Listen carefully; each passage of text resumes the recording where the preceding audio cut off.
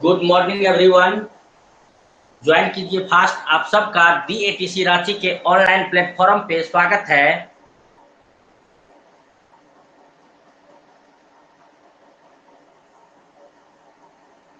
क्या मेरी आवाज आप लोग क्लियरली सुन पा रहे हैं?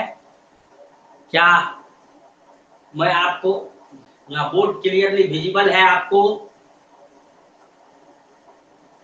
थोड़ा ज्वाइन कीजिए फास्ट।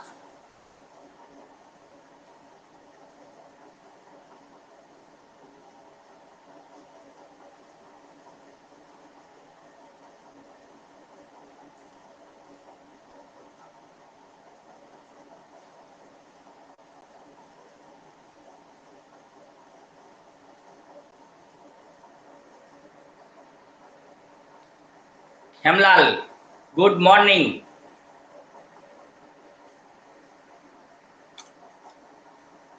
हेमलाल सोनी,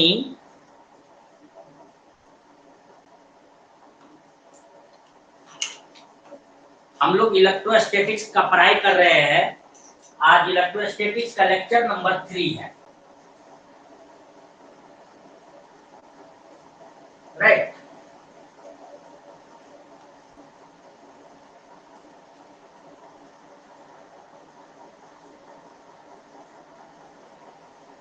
तो आज हम लोग जो पढ़ाई करने वाले हैं वो है Coulomb's law in electrostatics. Topic का नाम है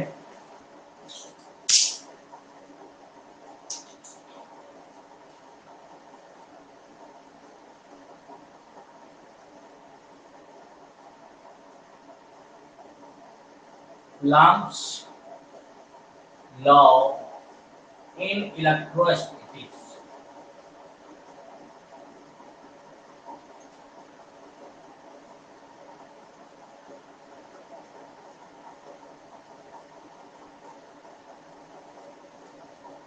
टॉपिक का क्या नाम है? Coulomb's law in electrostatics. इसमें इंपॉर्टेंट, सबसे इंपॉर्टेंट बात जो है, जो हमें पढ़नी है, शुरुआत कहां से करनी है? सबसे पहला टर्म है इलेक्ट्रोस्टैटिक्स फोर्स। क्या है? Electrostatic force. क्या होता है ये? What is this force? Electrostatic force क्या होता है? हेमलाल बोलना चाहेंगे?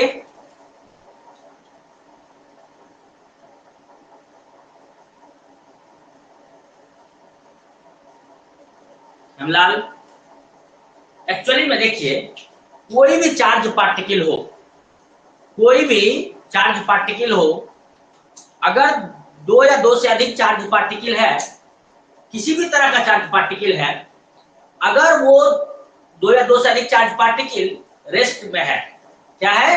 रेस्ट में है। समझ में आई बात ना? तो दो चार्ज पार्टिकल के बीच, वो चाहे किसी भी नेचर का हो, दो चार्ज पार्टिकल के बीच जब वो रेस्ट में है तो उसके बीच जो इंटरेक्शन होता है, बिफोर इंटरेक्शन का मतलब हुआ, इंटरेक्शन का मतलब हुआ अट्रैक्शन और रिपल्सन।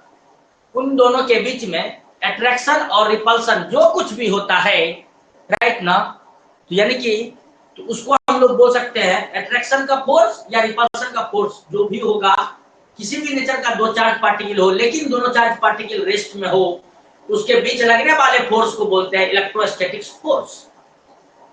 ऐसे डिफाइन कर सकते हैं, द फोर्स ऑफ अट्रैक्शन और repulsion, the force of attraction और repulsion between two charge particle, the force of attraction or repulsion between two charge particle when they are at rest is called electrostatic force. तो लिख लेंगे, एक बात ध्यान रखेंगे, एक वर्ड है interaction.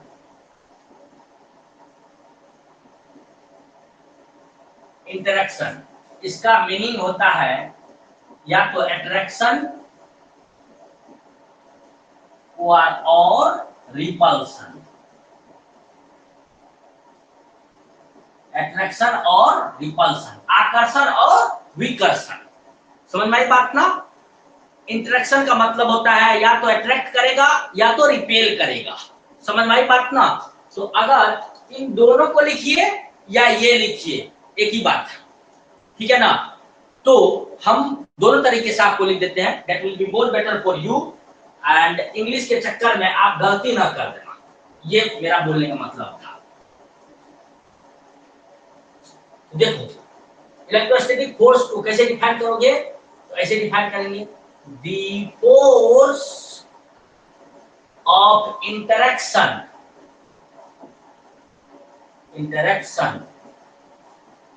between two charges, between two charge bodies कर लेते हैं, between two charge bodies, the force of interaction between two charge bodies when they are at rest, when they are at rest, stationary होना चाहिए, rest विरामावस्था में, is called electrostatic force, is called अस्थिर विद्युत बल। समझ में बात ना? Electrostatic force. इसी को दूसरे रूप में कैसे डिफाइन करेंगे? तो इस तरह से आप कर सकते हैं, और the force of attraction or repulsion, attraction or repulsion between two charged bodies,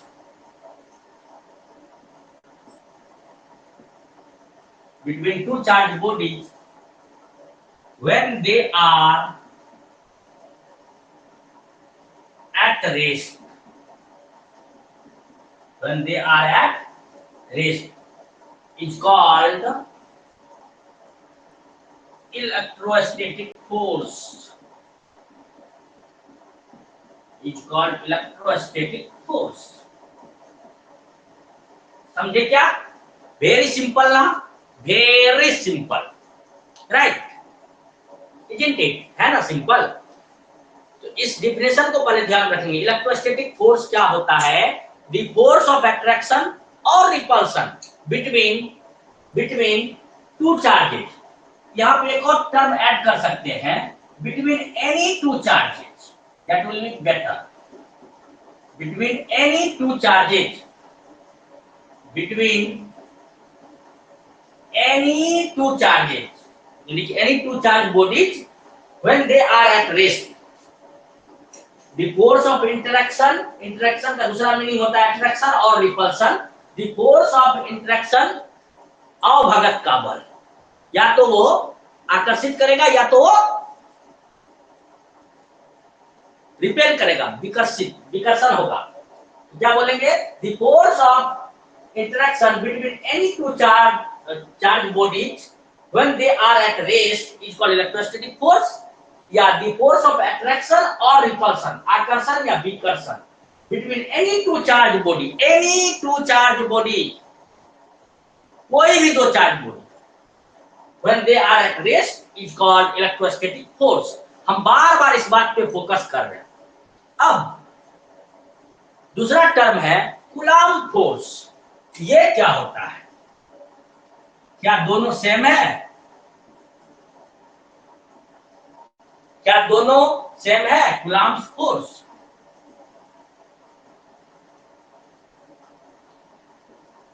electrostatic force और कूलम्ब फोर्स क्या सेम है? खेमलाल, मुझे आपसे आंसर चाहिए।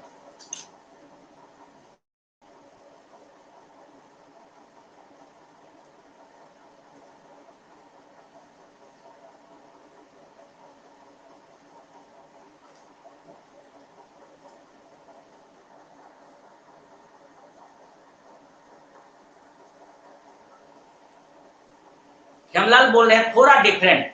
थोड़ा क्या डिफरेंट? ये बताइए, एक्सप्लेन कीजिए, एक बार एक्सप्लेन कीजिए।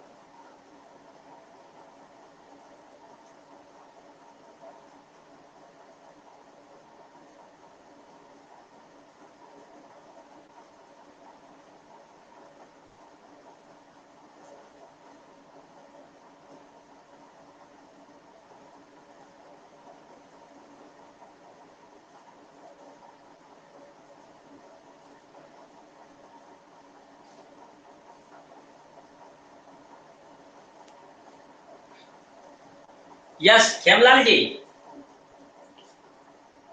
मैं आपके आंसर का इंतजार कर रहा हूं।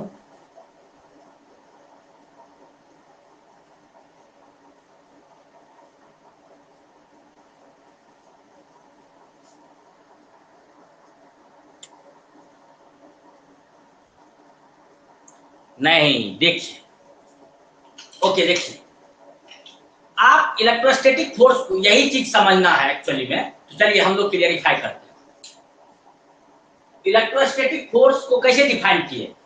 The force of interaction between any two charge bodies, कोई भी दो चार्ज बॉडी के बीच में लगने वाले आकर्षण या विकर्षण के बल को, जब वो रेस्ट में हो, विरामावस्था में हो, तो उसके बीच लगने वाले आकर्षण या विकर्षण के बल को क्या बोलते हैं आप? Electrostatic force. लेकिन कूलम्ब फोर्स में क्या है? वही दो charge body point charge body होना चाहिए। कैसा चार्ज बॉडी होना चाहिए? पक्का से पॉइंट चार्ज बॉडी होना चाहिए। देखिए, तो डिफिनेशन सेम ही रहेगा, सिर्फ एनी टू चार्ज बॉडी के जगह पे क्या लगा देंगे? Point charge body. देखिए, the force of interaction, interaction को दूसरे शब्द में क्या बोल सकते हैं? इंटरेक्शन स्लैश, या छोड़ो, इंटरेक्शन पहले लिख लो इसी तरीके से, interaction between two point charges. The force of interaction between two point charges when they are at rest, when they are at rest is called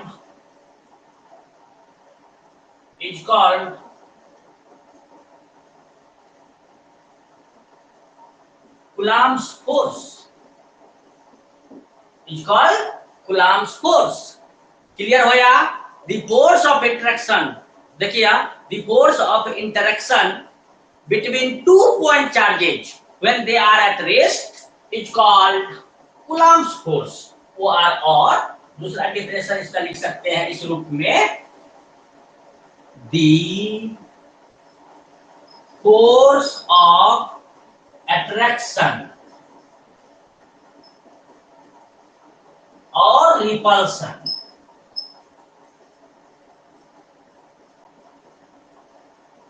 between two point charges, very important, point charges when they are at rest, when they are at rest is called Coulomb's force, is called Coulomb's force। Clear हो या? दोनों charge particle अपनी बार कैसा होना चाहिए? Coulomb force में point charges होना चाहिए। कैसा चार्जेज होना चाहिए? Point charges. लेकिन इलेक्ट्रोस्टैटिक फोर्स किसी भी दो चार्ज के बीच में, जब दोनों रेस्ट में है तो उनके बीच लगने वाले फोर्स को हम लोग बोलते हैं इलेक्ट्रोस्टैटिक फोर्स। लेकिन वही दो चार्जेज अगर पॉइंट चार्ज हो जाए तब स्पेशल इस केस में उस इलेक्ट्रोस्टैटिक फोर्स का नाम है कूलम्ब्स फोर्स। ठीक है ना। तो देखिए हर सारा कूलम्ब फोर्स इलेक्ट्रोस्टैटिक फोर्स है। किसी भी सिचुएशंस में कूलम्ब फोर्स इलेक्ट्रोस्टैटिक फोर्स है, लेकिन सारे सिचुएशंस का इलेक्ट्रोस्टैटिक फोर्स कूलम्ब फोर्स नहीं है। समझ में आया बात या नहीं? That must be clear to you. ये आपको समझना होगा कि कूलम्ब फोर्स हमेशा इलेक्ट्रोस्टैटिक फोर्स होगा, लेकिन हर सिचुएशंस का इलेक्ट्रोस्टैटिक फोर्स कूलम्ब फोर्स होगा, इसकी गारंटी नहीं है। इलेक्ट्रोस्टैटिक फोर्स को कूलम्ब फोर्स होने के लिए जिन दो चार्ज पार्टिकल के बीच लग रहा है उसको पॉइंट चार्ज होना बहुत जरूरी है। Is it clear now? कोई डाउट है? It's very simple, but you have to learn it. You have to keep the small thing in the mind to explain the things very clearly and correctly, right? आपको छोटी छोटी बातों को ध्यान में रखना है किसी भी चीज को सही रूप से अच्छे से व्यक्त करने के लिए। क्लियर है? खेमलाल आगे बढ़े।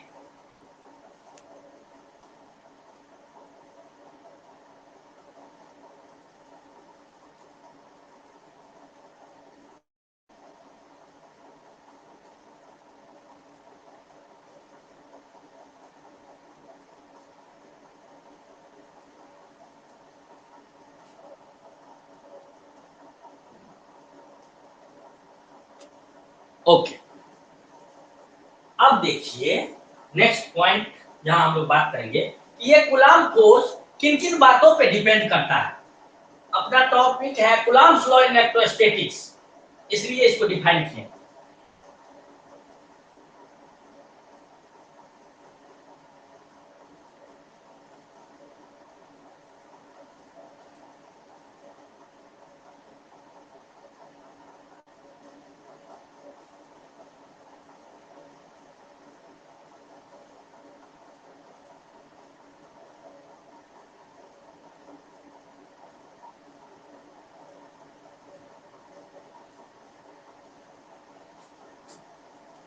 नेक्स्ट है डिपेंडेंस ऑफ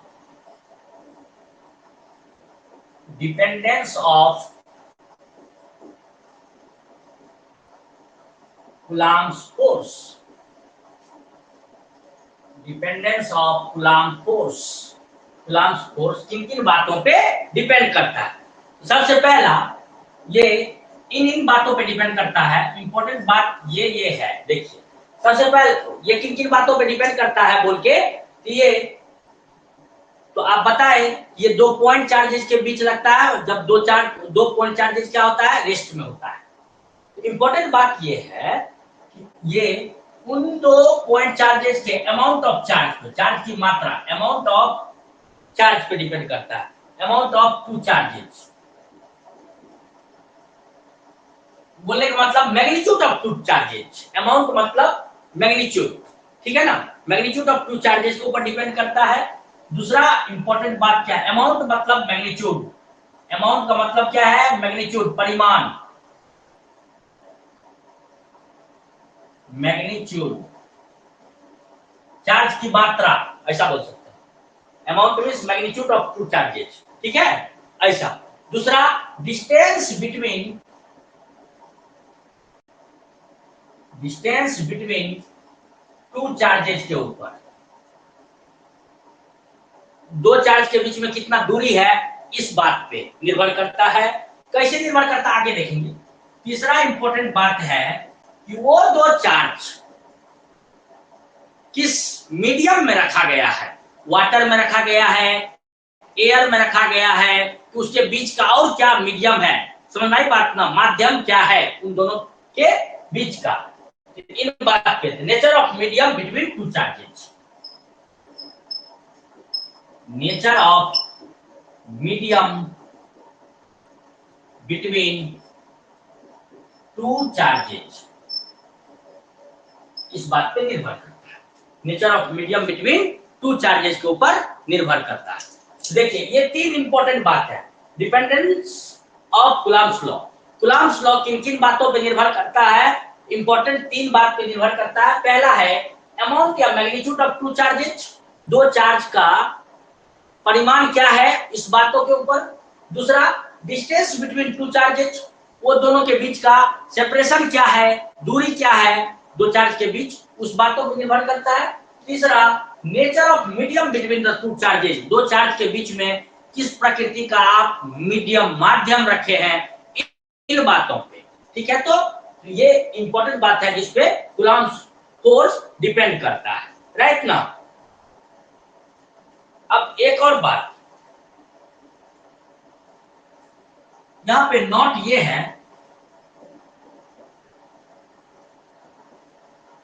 यहां देखिए कूलम्ब फोर्स इंडिपेंडेंट होता है। वो दो चार्ज, जिन दो चार्ज कौन चार्ज के बीच ये लगता है जब दोनों रेस्ट में होता है, वो दोनों का नेचर क्या है। वो दोनों पॉजिटिव भी हो सकता है, दोनों नेगेटिव भी हो सकता है, एक नेगेटिव एक पॉजिटिव भी हो सकता है। तो nature of two point charges से ये इंडिपेंडेंट होता है। तो नोट में लिख लेंगे but coulomb force is independent of, but Coulomb's force is independent of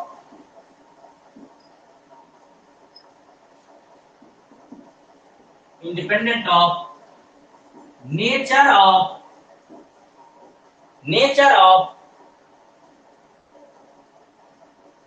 2 point charges, 2 point charges। समझे क्या? ऐसा उसके प्रकृति से वो निगेटिव भी हो सकता है, दोनों का दोनों पॉजिटिव भी हो सकता है, एक निगेटिव एक पॉजिटिव भी हो सकता है। तो वो किसी भी नेचर का हो उससे कोई फर्क नहीं पड़ता। इन बातों से ये स्वतंत्र होता है कूलम्ब फोर्स। राइट ना। तो these are the very important points regarding the Coulomb force. Note it down. अब एक क्वेश्चन करेंगे, यहाँ पे हम लोग कोशिश करेंगे और इस क्वेश्चन का आप आंसर करने की प्रयास करेंगे।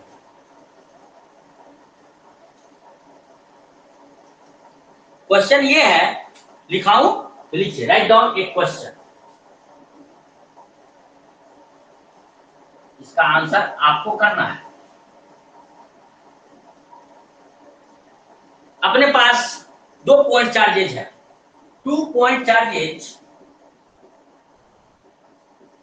2 point charges kept at 2 point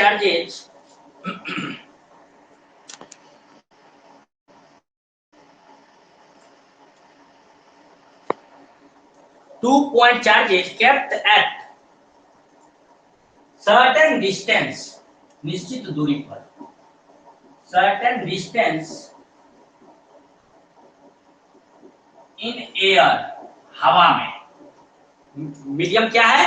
air. In air full stop या कमा इलेक्ट्रोस्टैटिक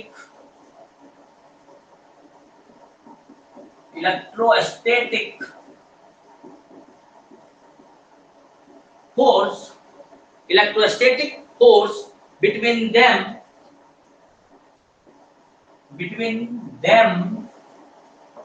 is F1। तो उसके बीच लगने वाला इलेक्ट्रोस्टैटिक फोर्स है F1 if both are positive, F1 if both are positive, अगर दोनों का दोनों पॉइंट चार्जेस क्या है? पॉजिटिव है तो।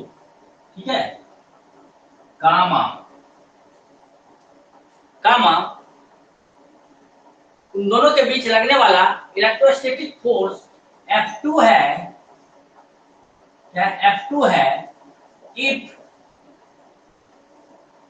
बोथ आर नेगेटिव, एंड उन दोनों के बीच लगने वाला इलेक्ट्रोस्टैटिक फोर्स F3 है if one is positive, if one is positive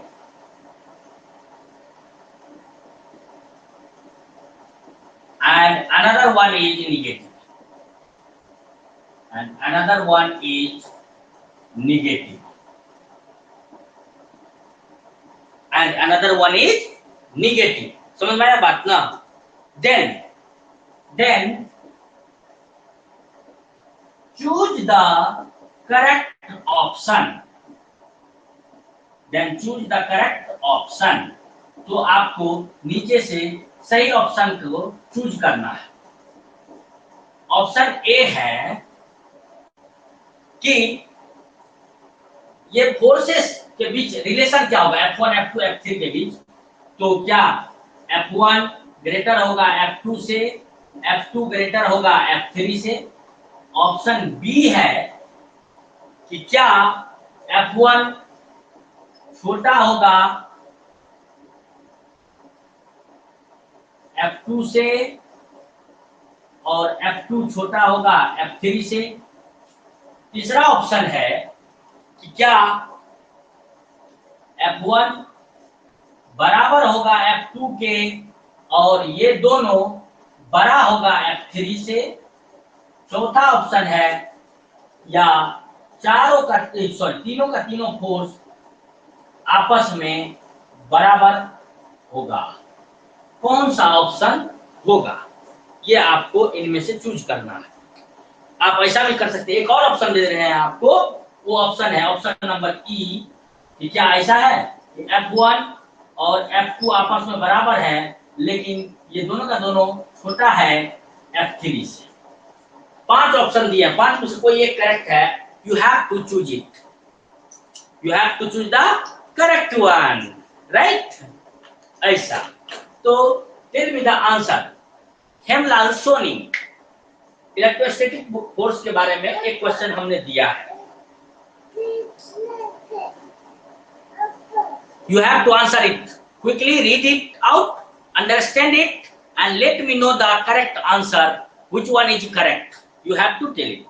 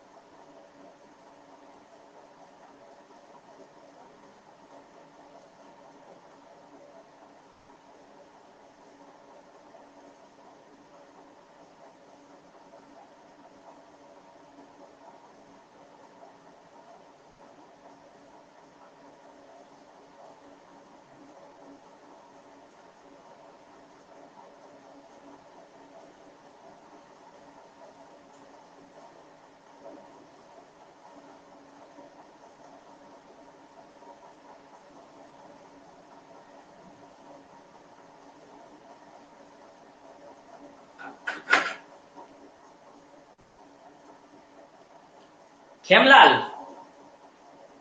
I am not getting your answer. Hello, Khemlal ji, let me know the answer, guys.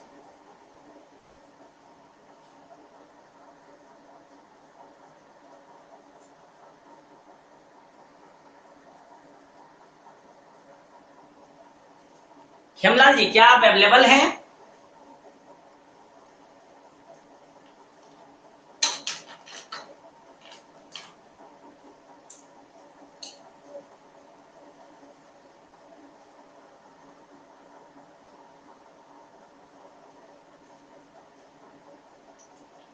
आप बोल रहे हैं option C is this one, F1 equal to F2 which is greater than F3.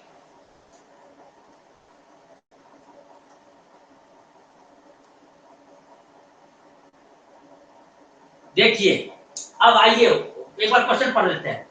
2 point charges kept at certain distance in air electrostatic force between them, 2 point charge हो गया तो electrostatic force का नाम होगा कूलम्ब फोर्स। ओके, अब फिर देखिए, is F1 if both are positive, F2 if both are negative, and F3 if one is positive and another one is negative, then choose the correct option। अरे बाबा, 2 point charges हो गया, air में रखा है, तो इस फोर्स को बोलेंगे, इस इलेक्ट्रोस्टैटिक फोर्स को बोलेंगे कूलम्ब फोर्स, और कूलम्ब फोर्स इन बातों पे डिपेंड करता है, इसके अलावा किसी बातों पे नहीं। Amount of two charges, magnitude of two charges पे डिपेंड करता है, डिस्टेंस बिटवीन टू चार्जेज पे डिपेंड करता है, और nature of medium between two charges पे डिपेंड करता है। समझ में आई बात ना? ध्यान देखो, लेकिन कूलम्ब फोर्स इंडिपेंडेंट होता है nature of two point charges से, वो पॉजिटिव हो या नेगेटिव हो कोई फर्क नहीं पड़ता। समझ में आई बात ना? वो दोनों का दोनों पॉजिटिव हो कोई फर्क नहीं पड़ता, एक पॉजिटिव एक नेगेटिव हो कोई फर्क नहीं पड़ता, दोनों का दोनों नेगेटिव हो तो भी कोई फर्क नहीं पड़ता। मीनिंग समझिए कि किसी भी तरह का हो, नेचर ऑफ चार्जेस पे ये डिपेंड नहीं करता है, उसे ये इंडिपेंडेंट होता है, यानी कि लगने वाला दोनों के बीच बल जो होगा हर एक सिचुएशंस में उसका मैग्नीट्यूड सेम ही होगा। समझे? Now you are right after explaining. तो option D will be the right choice. समझ में आया कैसे होगा डी? इसी बात के लिए ये डिपेंडेंस लिखाए थे, और ये क्वेश्चन वेरी, देखिए यहां से, ये बहुत छोटी क्वेश्चन है मगर मोटी क्वेश्चन है। You need to know these things, then only you will be able to answer questions like this, theoretical questions like this. तो आपको समझना बहुत जरूरी है, आपको कॉन्सेप्ट को, थ्योरी को, उनके बारे में क्या क्या बातें हैं, इन चीजों को समझना बहुत जरूरी है, तभी इन क्वेश्चंस का आप आंसर कर पाएंगे। चाहे आप नीट का एग्जाम दीजिए, चाहे आप जेईई मेंस का एग्जाम दीजिए, चाहे आप अपना बोर्ड का एग्जाम लिखिए, चाहे आप टीचिंग लेवल का एग्जाम दीजिए, पीजीटी टीचर का, टीजीटी टीचर का, केंद्रीय विद्यालय टीचर का, नवोदय विद्यालय टीचर का, या कोई भी फिजिक्स से रिलेटेड जिसमें इलेक्ट्रोस्टैटिक चैप्टर से आपको सवाल पूछते हैं बेसिक से, eight that time question like this will appear in the examination, और इन क्वेश्चंस को आप तभी आंसर करने पाएंगे जब आप इन चीजों को समझेंगे। Right guys? ऐसा ये मतलब है। तो हम लोग आगे बढ़े, तो आसानी से, वेरी सिंपल था ना, आगे हम लोग बढ़ सकते हैं। अब हम लोग बात करेंगे, टॉपिक का नाम है कूलम्ब्स लॉ इन इलेक्ट्रोस्टैटिक, इसके बारे में अब बात करेंगे। इससे पहले ये बेसिक्स था।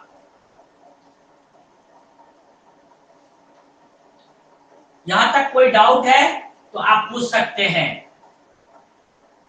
जो लोग लाइव हैं पूछिए, जो लोग रिकॉर्डेड देखेंगे वो बाद में पूछ लेंगे। कमेंट बॉक्स में कमेंट करके, अभी तो एटलीस्ट जो लोग लाइव हैं वो लोग पूछ सकते हैं अगर कोई डाउट है तो। ऐसे हमने पूरी कोशिश करी है कि डाउट ना हो आपको, फिर भी कोई डाउट है तो आप पूछ सकते हैं, छोटी मोटी डाउट। ओके, नाउ अब हम लोग बात करेंगे कूलम्ब्स लॉ इन इलेक्ट्रोस्टैटिक के बारे में। इसका क्या स्टेटमेंट है, ये क्या कहता है स्टेटमेंट, कूलम्ब साहब क्या कहे हैं। ये कूलम्ब्स का लॉ है, हमारा और आपका नहीं, किसी और का नहीं, तो कूलम्ब साहब का लॉ है। तो कूलम्ब साहब जो बोले हैं वो हम लोग लिखने की कोशिश करेंगे। ये क्या कहता है? It states that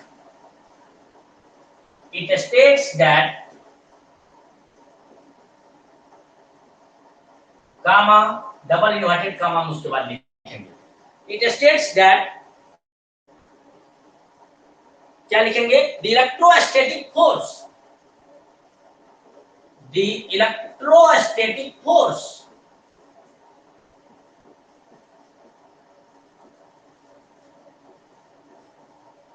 the electrostatic force between 2 point charges, between 2 point charges, charge को कैसा होना चाहिए? पॉइंट, between 2 point charges,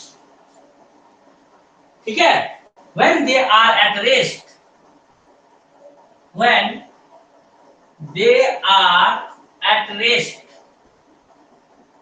हालांकि इलेक्ट्रोस्टैटिक का मतलब ही होता है कि चार्ज पार्टिकल को क्या होना है? रेस्ट में होना है। When they are at rest is directly proportional to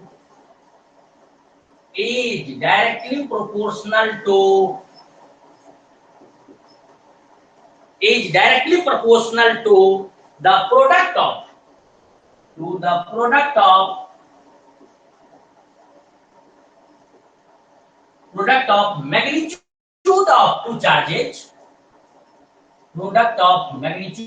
of two charges,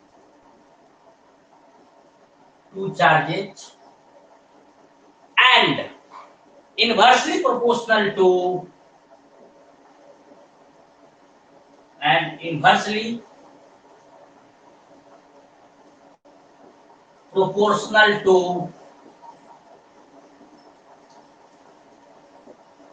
a square of distance between them,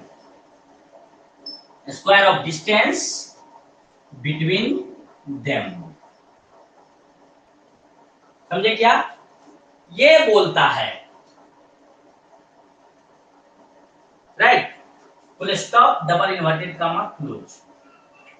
Coulomb's law in electrostatic को किस तरह से हम लोग बोल सकते हैं? This is the statement of Coulomb's law in electrostatics. क्या स्टेटमेंट देख लीजिए।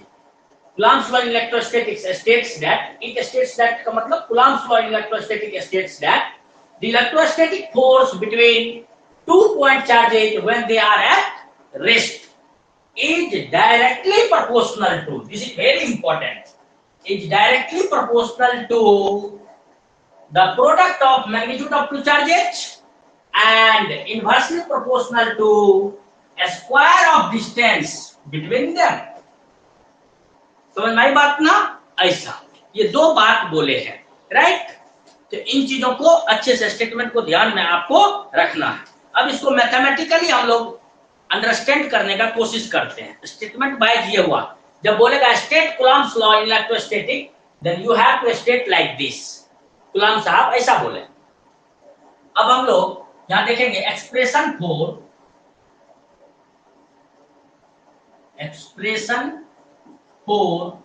Coulomb's force,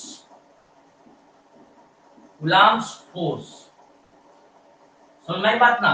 Coulomb फोर्स के लिए क्या एक्सप्रेशन होगा, अब हम लोग उसको व्यक्त करने की कोशिश करेंगे। देखिए, मान लीजिए ये एक पॉइंट चार्ज है जिसपे चार्ज है प्लस Q1, एक दूसरा पॉइंट चार्ज है यहां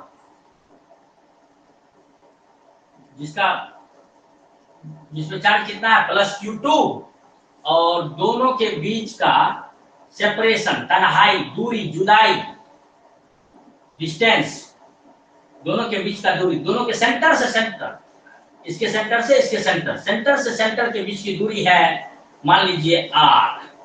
क्या है? R। समझ में आ रहा बात? ऐसा अपने पास एक बार फिर से एक्सप्लेन कर रहे हैं, हम समझने की कोशिश कीजिए। एक पॉइंट ए है और एक पॉइंट बी है। पॉइंट ए पे एक पॉइंट चार्ज को आप रखे हुए हैं प्लस Q1, और पॉइंट बी पे चार्ज को आप रखे हुए हैं प्लस Q2 चार्ज को। दोनों के बीच की दूरी है कैपिटल R। समझ में आई बात ना? दोनों के बीच की दूरी कितना है? बड़ी R। ये बोलने का मतलब है।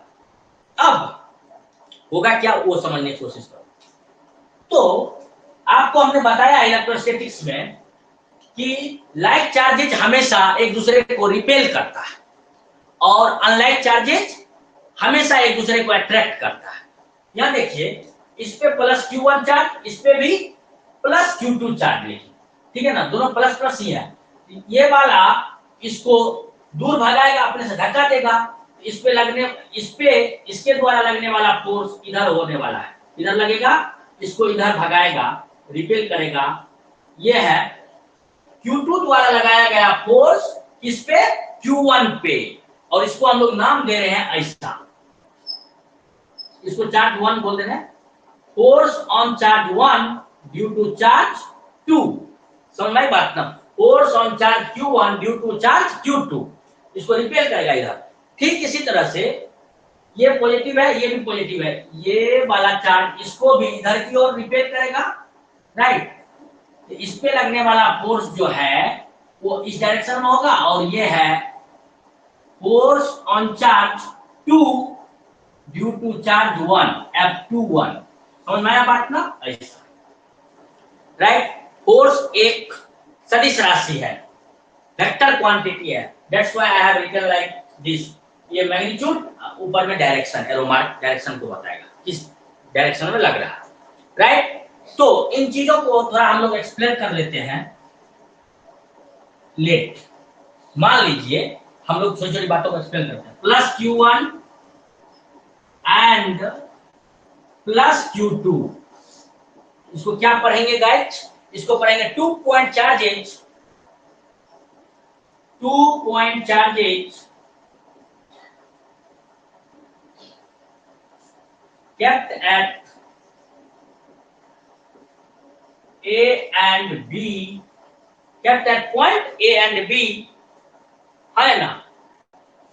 उसके बाद दूसरी इंपॉर्टेंट बात है R, बड़ी R। ये क्या है? ये है distance between Q1 and Q2, distance between charge Q1 and Q2 के बीच की तन्हाई, जुदाई, सेपरेशन, ये है। और F12 को क्या हमने बोला है? F12, ये ध्यान रखिएगा, जो हम पहले लिखेंगे, और देखिए यहाँ दो सफिक्स क्या यूज किया, 1 2, तो इसका मतलब F12 है ना, फोर्स ऑन 1 ड्यू टू 2, ये मतलब हुआ। तो यहाँ हम लोग क्या बोल देंगे? Force on Q2, sorry force on Q1, force on Q1 due to Q2। F21 को क्या पढ़ेंगे? Force on Q2 due to Q1। समझ में आया बात ना? ऐसा क्लियर है? इन छोटी छोटी टर्मिनोलॉजी को अभी इसलिए एक्सप्लेन कर रहे हैं, आप इसको इस तरह से आप रीड आउट कीजिएगा, बाद में मुझे इतना लिखने की जरूरत नहीं पड़ेगी, सीधा सीधा हम F12 लिखेंगे तो आप समझ जाइएगा कि किस पे लग रहा है फोर्स, किसके वजह करके। F21 लिखेंगे तो आप समझ जाएंगे किस पे लग रहा है फोर्स, किसके वजह करके। F12 है force on charge Q1 due to charge Q2, F21 है force on charge Q2 due to charge Q1, ऐसा बोलने का मतलब, राइट। ऐसा। अब देखो यहां पे इस व्यवस्था को इक्विलिब्रियम में रहने के लिए according to Newton's third law of motion, इस सिस्टम को, दो चार्ज पार्टिकल के सिस्टम को इक्विलिब्रियम में रहने के लिए क्या होना होगा? इस सिस्टम को बने रहने के लिए according to Newton's third law of motion, according to Newton's third law of motion, law of motion, आप मीनिंग समझिए। इस सिस्टम को इक्विलिब्रियम में रहने का मतलब है दोनों चार्ज पार्टिकल किसी भी हालत में रेस्ट में रहना चाहिए, हाँ ना? यही ना आप बोले हैं, क्या बोले हैं? Electrostatic force between 2 point charges when they are at rest, या इक्विलिब्रियम ऑफ रेस्ट है, विरामावस्था, ठीक है ना? तो देखिए यहाँ इसको बनाए रखने के लिए एक फोर्स लग रहा है Q1 पे, फोर्स लग रहा है अपना F12, और Q2 पे फोर्स लग रहा है F21, एक इधर लग रहा है, एक इधर लग रहा है। इन दोनों को इक्वल इन मैग्नीट्यूड होना चाहिए और अपोजिट इन डायरेक्शन तो है ही, equal in magnitude, opposite in direction. तो आप क्या बोलेंगे? F12 will be equal to minus of F21, negative sign is here for only for the opposite direction के लिए, डायरेक्शन को बताने के लिए। ऐसे दोनों का मैग्नीट्यूड क्या है? सेम है, तो मैग्नीट्यूड दोनों का सेम होना चाहिए। Actions and reactions are equal but opposite in nature, that is called Newton's third law of motion. तो यहां पे हम लोग को F12 का magnitude will be equal to minus of F21, इसका मैग्नीट्यूड, और ये दोनों आपस में बराबर है F के, ऐसा हम लोग मान लेते हैं। ऐसा से मतलब मान लिए कि दोनों का सेम मैग्नीट्यूड है और मैग्नीट्यूड कितना है? F के बराबर है, राइट। अब यहां से हम लोग बात करेंगे इन दोनों का ये मोड लगा दिए, जिसका मतलब हुआ मैग्नीट्यूड। इसी चीज को आप ऐसे भी लिख सकते हैं, सॉरी, इसी चीज को आप ऐसे भी लिख सकते हैं, और F12 will be equal to F21 will be equal to F, ऐसा माना। अगर इसमें वेक्टर डायरेक्शन में लगा रहे हैं तो इसका मतलब मैग्नीट्यूड के बारे में बात कर रहे हैं, ये बोलने का मतलब होता है। आप ऐसे भी लिख सकते हैं, that is according to which law? Law of Newton's third law of motion. Right now, actions and reactions are equal but opposite in nature. To keep this system in the equilibrium of rest, Newton's third law of motion के हिसाब से दोनों बल को का magnitude same होना होगा और डायरेक्शन तो अलग है, ये इधर लग रहा है वो उधर लग रहा है, राइट ना, ऐसा। चलिए आगे की ओर हम लोग बात करते हैं। तो इधर मैं मिटाता हूं, जो कि आप कॉपी कर लिए होंगे होपफुली। इसको मैं मिटाता हूं, मिटाऊं, कॉपी, मेरे पास स्पेस कम है, जल्दी करो।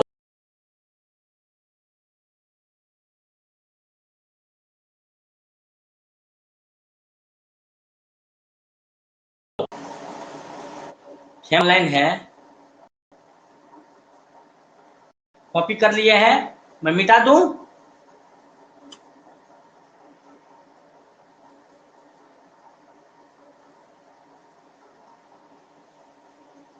इधर मिटाता हूं।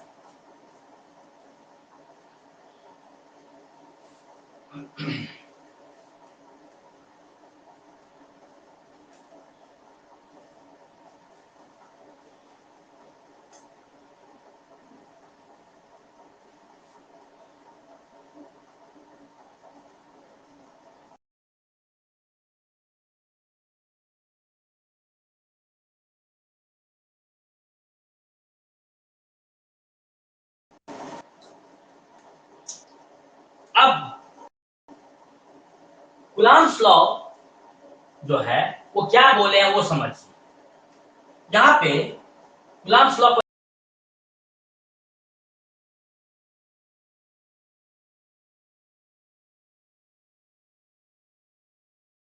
एक्सप्लेन करना है हम लोग।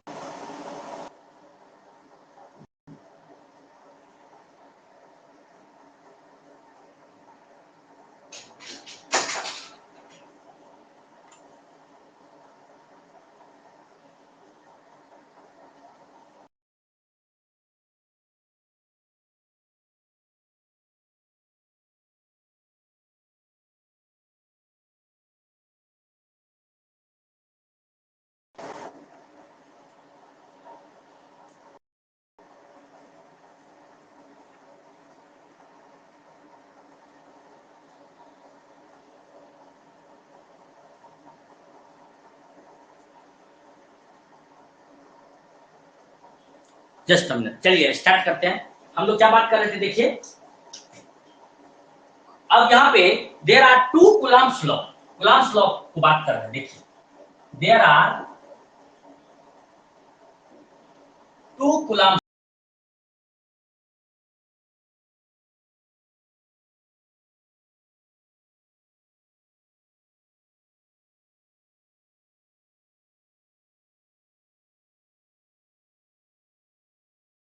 law, actually there are two Coulomb's law।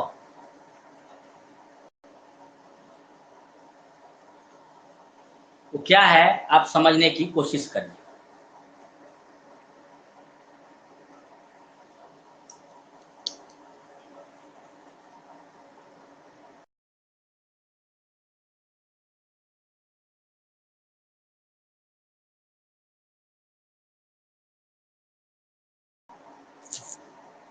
Right, am I audible Khemlal? There are two Coulomb's law. देखिए पहला क्या है वो समझने की कोशिश कीजिए। कूलम्ब्स लॉ का स्टेटमेंट क्या था, बोलिए जल्दी से। कूलम्ब्स लॉ का स्टेटमेंट याद है? कूलम्ब्स लॉ हमने लिखा है, क्या बोला था? It states that the electrostatic force between two point charges when they are at rest is directly proportional to number one। तो कूलम्ब फोर्स क्या है, पहला क्या है, is directly proportional to,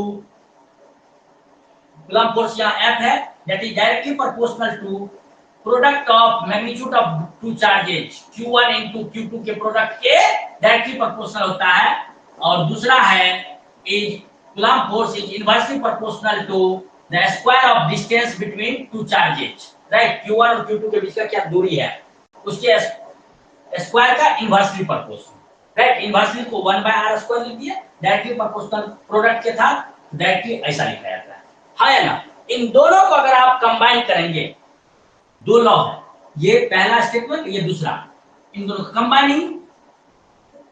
combining both laws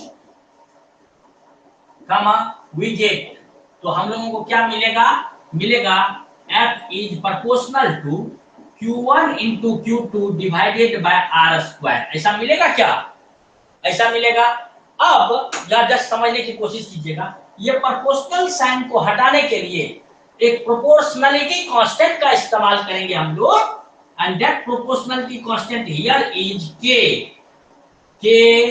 Q1 into Q2 divided by R², जहां पे K क्या है उसको हम एक्सप्लेन करेंगे, where K is proportionality constant,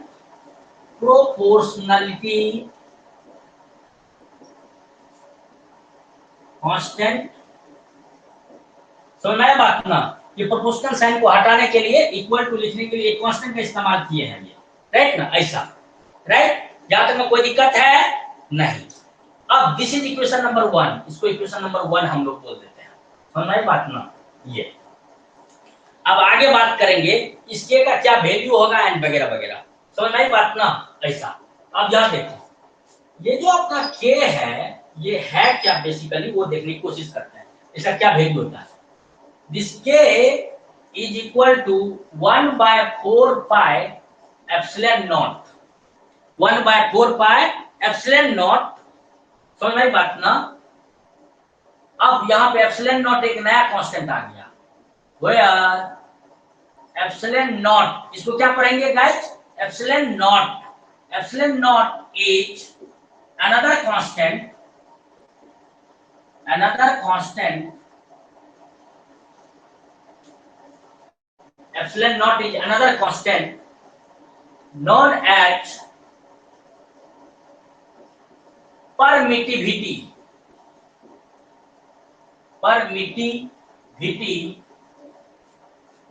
of air or vacuum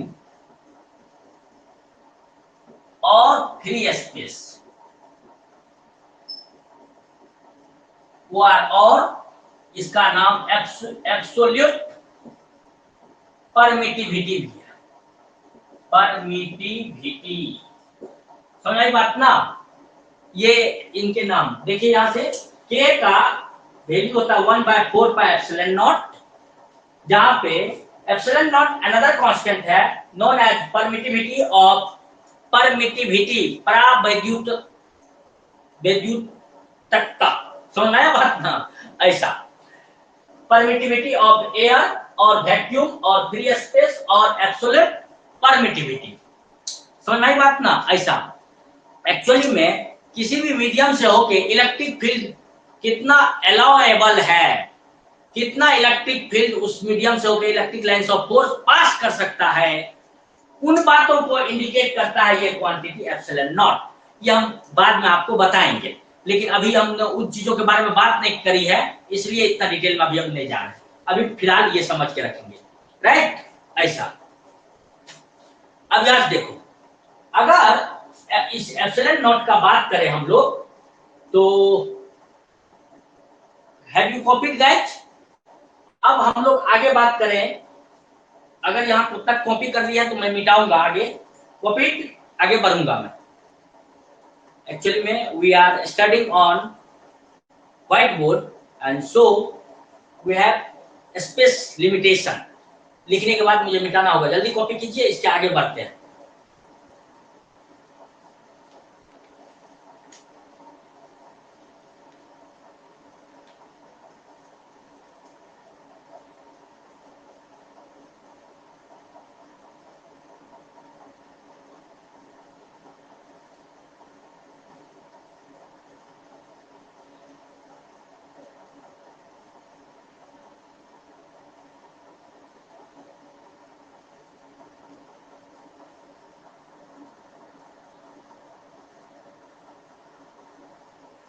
okay, next.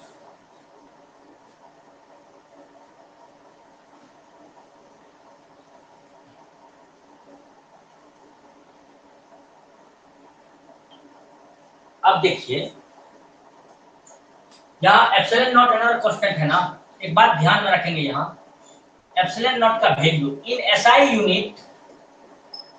SI unit जो है एप्सिलॉन नॉट का वैल्यू होता है 8.854 इंटू 10⁻⁻12 कूलम्ब स्क्वायर पर न्यूटन पर मीटर स्क्वायर।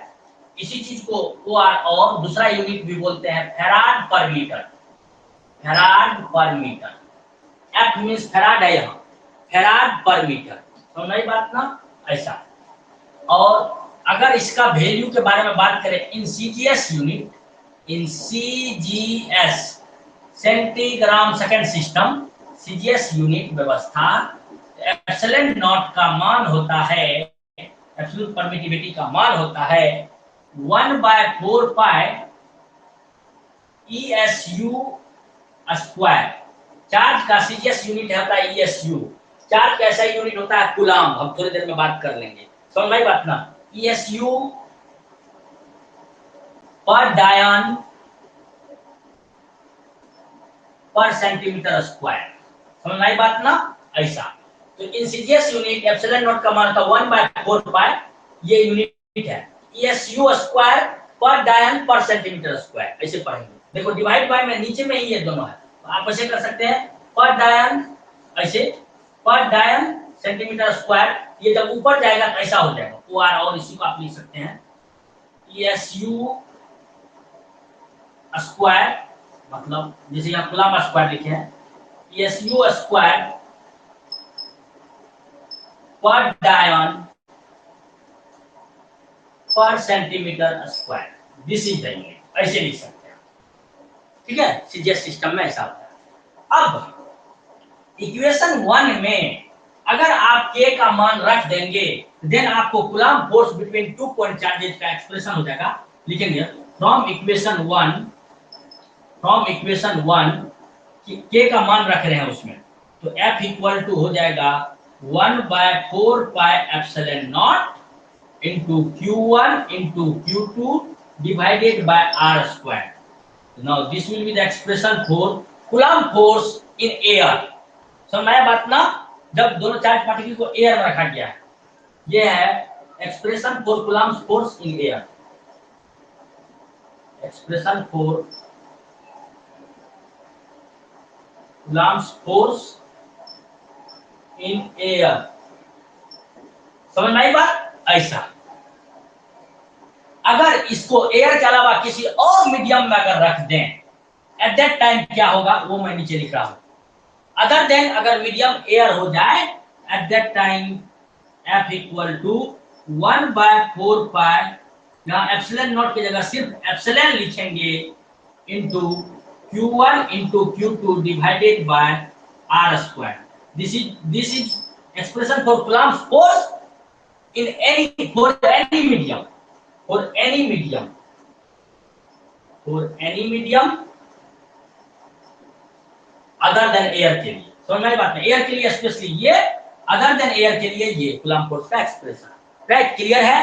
अब हम लोग इसके बारे में आगे बात करेंगे, एप्सिलॉन का मान क्या होगा, एप्सिलॉन क्या है यहाँ पे सिर्फ थोड़ी सी बात करेंगे, बाद में डिटेल में ही इसके बारे में बात करेंगे, यहाँ पे थोड़ा सा ध्यान रखेंगे।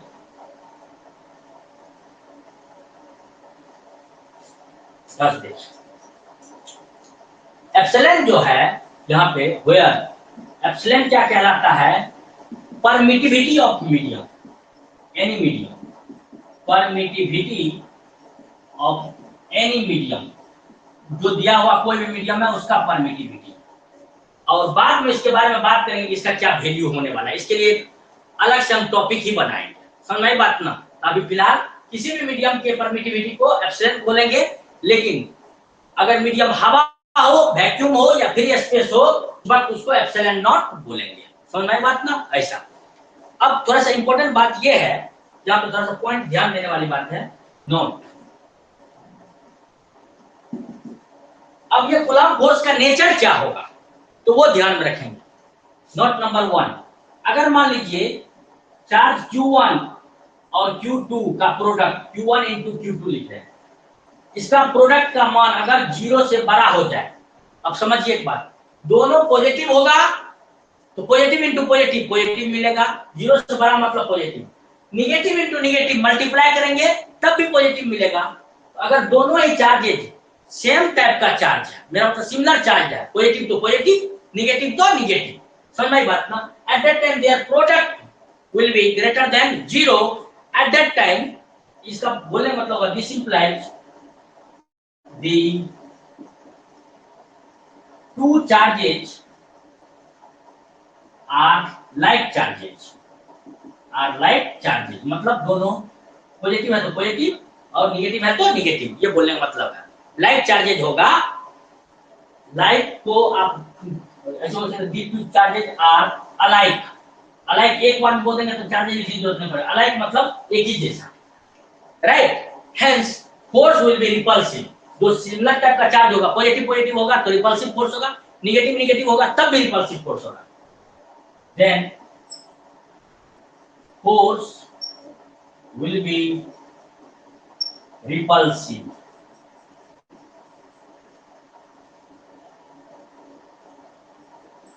समझ में आया बात ना, रिपल्सिव नेचर का होगा। अगर दोनों चार्जेस का प्रोडक्ट, मैग्नीट्यूड का प्रोडक्ट अगर ग्रेटर देन 0 है तो फोर्स का नेचर क्या होगा, nature of force will B repulsive. अगर दूसरी बात, नोट नंबर 2, नोट नंबर 2, अगर दो चार्जेस का मैग्नीट्यूड का प्रोडक्ट क्या हो जाए अपना, देखो यहाँ से दो चार्जेस का प्रोडक्ट क्या हो जाए, Q1 इंटू Q2 का मान क्या हो जाए, लेस देन 0, बोलने का मतलब एक पॉजिटिव है दूसरा निगेटिव होगा, समझ में आया बात ना, दोनों अलग अलग नेचर का होगा। तो टू चार्जेज आर अनलाइक, इसका मतलब हुआ this implies two charges are unlike, मतलब अलग अलग टाइप का, एक पॉजिटिव है एक निगेटिव है, ऐसा अनलाइक, राइट ना। देन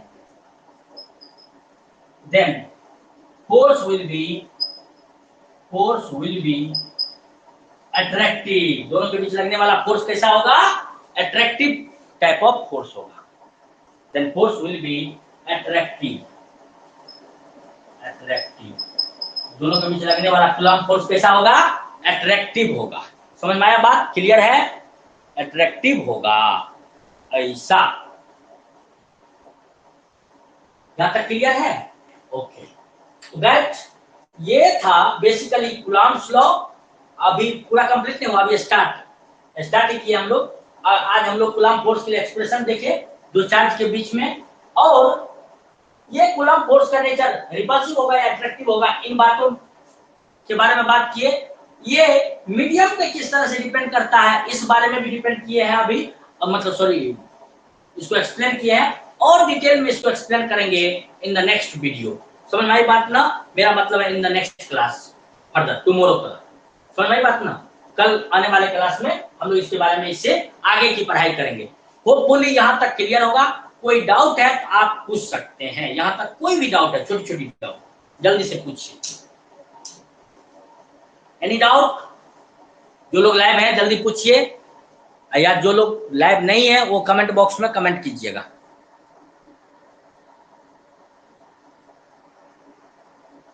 कोई डाउट है गाइज,